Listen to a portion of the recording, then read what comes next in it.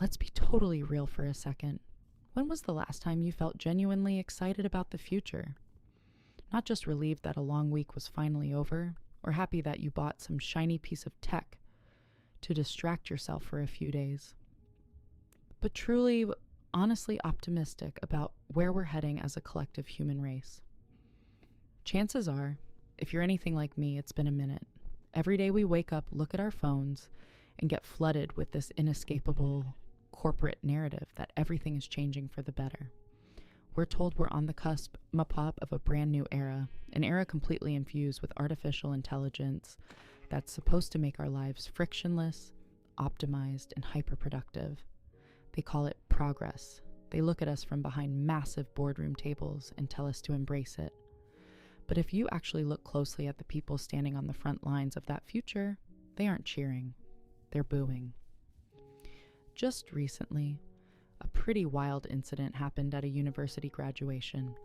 A former big tech CEO, a literal billionaire who spent his entire life pulling the strings of the digital world, stood up to give a commencement speech to a crowd of graduating students. The exact second he started shifting the topic toward AI and lecturing these kids about how they need to brace themselves for this automated future, the crowd completely turned on him. They straight up drowned out his speech with boos. He tried to acknowledge their anxieties, talking about job displacement and instability, but they weren't having it. They just kept booing until the whole thing felt like a massive, collective rejection of the script we're all being forced to read. It's an incredible microcosm of what's actually happening in the world right now. Can you imagine being so completely detached from reality that you stand in front of a stadium full of young adults who just spent years of effort and thousands of dollars to enter the workforce and genuinely expect them to be hyped about an AI-infused job market? It's wild to me how these massive tech figures simply refuse to read the room. They don't look at the comment sections, they don't see the underlying sentiment, and they don't understand the sheer anxiety of a generation, realizing that the entry-level career ladders are being quietly pulled up before they even get a chance to step onto the first rung. But hey, that's just how the corporate machine works, right? Think about what it actually means to go through school right now. If you go back to when I was transitioning through university, studying engineering and working on coding projects, there was this incredible raw energy. You weren't sitting there thinking about how to write rigid system specifications or managing abstract data inputs. You wanted to make things. You wanted to build something real, to solve tangible problems, and leave some kind of authentic impact on the world through your own human output. Creating things manually, even when it was painfully slow and filled with bugs, was the absolute soul of the work. What these tech corporations are trying to build feels like the revenge of the idea man. For decades, the true power belonged to the developers and creators, the people who actually possess the human intelligence to take a concept and manifest it into reality. The people at the top got so tired of handing over massive buckets of cash to human talent that they decided to fund a new type of software. A software designed to quietly kill creative professions and replace human expertise with an algorithm that just charts out code or art based on text prompts. They want the executive to hold all the power, while the actual human element gets filtered out entirely. It forces you to look inward and ask some pretty heavy questions about morality and self-worth. Where do we draw our own lines? When I was younger, I used to have a completely different worldview. I thought success meant chasing the biggest paycheck possible, scaling the corporate ladder, and doing whatever it took to keep leveling up.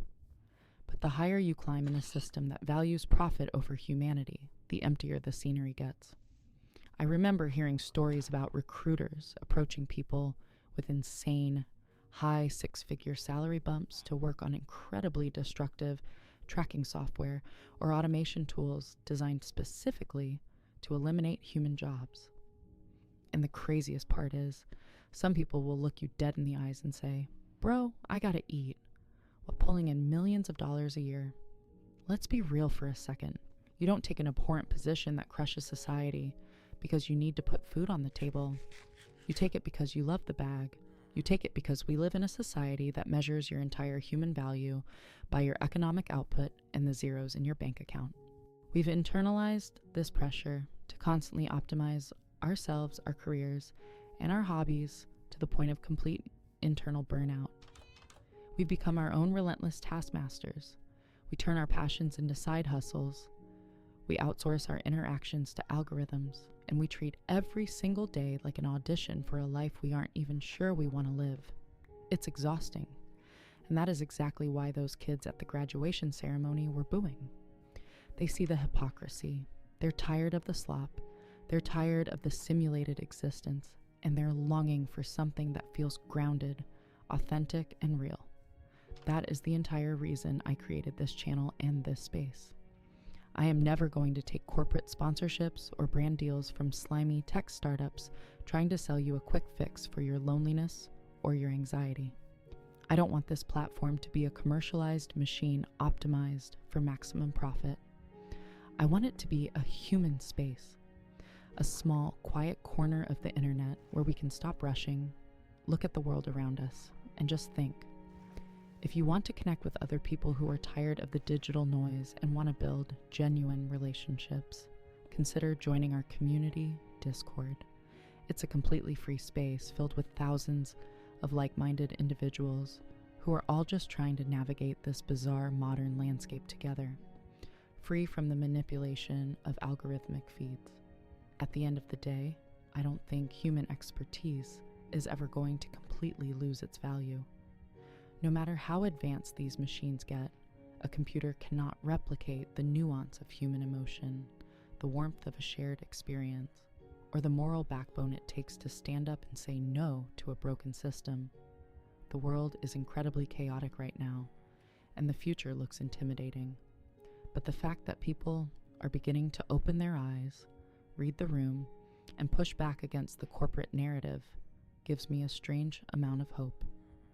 We just have to remember to slow down, protect our human sovereignty, and cherish the things that actually matter. Anyways, thank you for hanging out and listening to my thoughts today, and we will talk again soon.